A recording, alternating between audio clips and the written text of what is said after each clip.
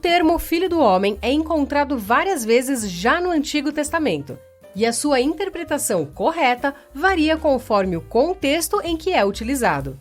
Por isso, eu sempre falo aqui no canal sobre a importância do contexto do texto.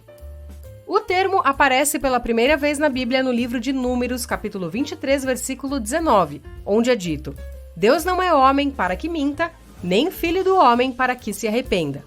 Nesse contexto, a expressão filho do homem é usada para contrastar a natureza humana, sujeita a mudanças e falhas, com a natureza divina de Deus, que é constante e fiel.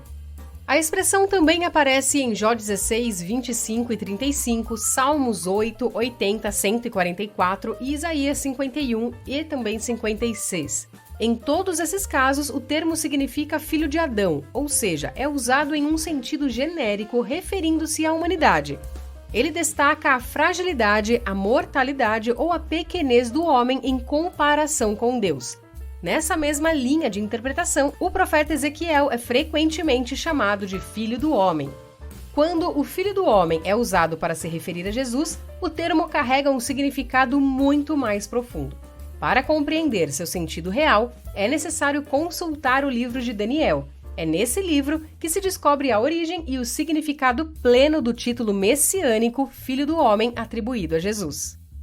No livro de Daniel, capítulo 7, o profeta relata suas visões noturnas. Ele descreve: Eu estava olhando nas minhas visões da noite, e eis que vinha nas nuvens do céu um como o Filho do Homem, e dirigiu-se ao ancião de dias e o fizeram chegar até ele. Vamos entender melhor essa passagem de Daniel. Daniel 7 apresenta a primeira das visões apocalípticas do livro. Antes disso, nos capítulos de 1 a 6, Daniel é retratado como um judeu exemplar na corte estrangeira. Especificamente no nosso texto de Daniel, ele vê 4 bestas que representam 4 reinos terrenos. Após essas visões, Daniel vê um como filho do homem vindo nas nuvens do céu. Este é o ponto crucial da visão e marca uma transição significativa. Diferente das bestas que representam reinos terrenos e poderes opressores, o Filho do Homem simboliza um reino divino e eterno. O Filho do Homem é um simples ser humano que recebe a autoridade, glória e poder soberano de Deus, o Ancião de Dias. Isso contrasta com a natureza temporária e frequentemente destrutiva dos impérios terrenos. E isso nos traz um significado teológico e escatológico. Primeiro, a esperança messiânica. Para muitos intérpretes judeus e cristãos, essa passagem é vista como uma profecia messiânica. E em segundo, o reino de Deus. A visão aponta para o estabelecimento de um reino divino que substituirá todos os reinos terrenos, caracterizado pela justiça, eternidade e domínio universal. Jesus, em Mateus 26, 64, onde estava sendo interrogado antes da sua condenação, faz uma declaração impressionante afirmando: Tu o disseste, digo-vos, porém, que vereis em breve o Filho do Homem assentado à direita do poder e vindo sobre as nuvens do céu. O Filho do Homem e vindo sobre as nuvens do céu tem origem no texto de Daniel que eu citei anteriormente. Entre uma expressão e outra, Jesus acrescenta a expressão assentado à destra do poderoso, que é referência ao Salmo 110, 1. O que levou o sacerdote a rasgar suas vestes e a anunciar que Jesus havia blasfemado foi a expressão Filho do Homem, e não a alegação de que ele era alguma espécie de Messias. Afinal, alegar ser o Messias não era um ato digno de pena de morte. Se fosse assim, os judeus jamais poderiam receber o Messias. Em algum momento, o Messias teria que se manifestar. Mas, para a maioria dos líderes judeus, afirmar ser o exaltado celestial Filho do Homem, alguém que é Senhor e está ao lado de Deus no céu, era algo que ultrapassava os limites permitidos aos seres humanos mortais. Assim, o Sinédrio condenou Jesus à morte.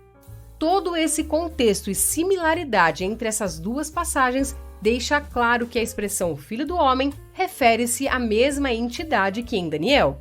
Claramente, Jesus usa o título Filho do Homem de maneira diferente das demais passagens usadas para designar um homem comum, e sim como uma peça central na escatologia judaica e cristã, oferecendo uma visão de esperança e redenção em meio a períodos de opressão e incerteza. Essa visão do Filho do Homem serve como uma promessa de que o poder divino finalmente prevalecerá sobre as forças terrenas.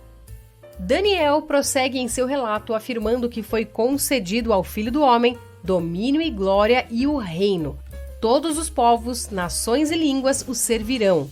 Seu domínio é um domínio eterno, que não passará, e o seu reino nunca será destruído. Apenas uma figura se encaixa precisamente nessa descrição: Jesus Cristo, o Filho do Homem.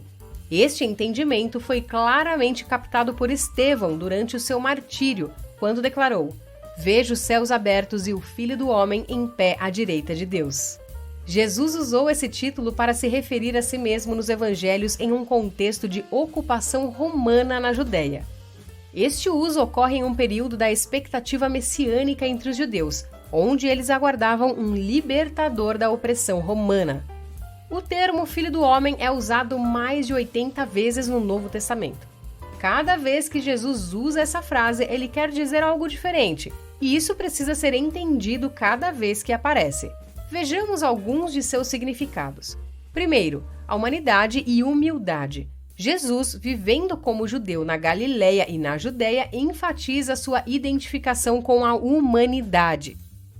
2. Sofrimento e redenção. Ele prevê o seu próprio sofrimento e morte em Jerusalém, um centro religioso e político sob a ocupação e opressão romana. 3. Autoridade e divindade. Jesus desafia as noções contemporâneas de autoridade e messianismo, especialmente em confrontos com líderes religiosos em Jerusalém. O Novo Testamento nos ensina que a Jesus foi dado todo o poder e a autoridade. 4. O contexto messiânico. Ao associar-se com o Filho do Homem de Daniel, Jesus se posiciona como cumprimento messiânico esperado, conectando as esperanças judaicas de um reino divino à sua pessoa e missão. No contexto de uma Judéia sob tensão política e espiritual, as referências de Jesus à sua vinda futura como Filho do Homem alimentam a esperança de libertação e justiça final. Esse termo nos auxilia no estudo de doutrinas. A identificação de Jesus como Filho do Homem de Daniel no contexto histórico judaico-romano fornece uma base para entender sua natureza humana e divina simultaneamente, estudada na doutrina da Cristologia, já que o termo é usado em ambos os sentidos. Na doutrina da salvação e redenção, essa autoidentificação está profundamente enraizada no contexto da missão redentora de Jesus, influenciada pelas expectativas messiânicas judaicas e a realidade da opressão romana. Enfim, o termo Filho do Homem empregado por Jesus no contexto histórico da Judéia do primeiro século carrega significados de humanidade, sofrimento, autoridade divina e esperança escatológica. Ele liga as profecias e as esperanças do Antigo Testamento à sua realização em Cristo, refletindo a complexidade do ambiente histórico e religioso em que Jesus viveu e ensinou.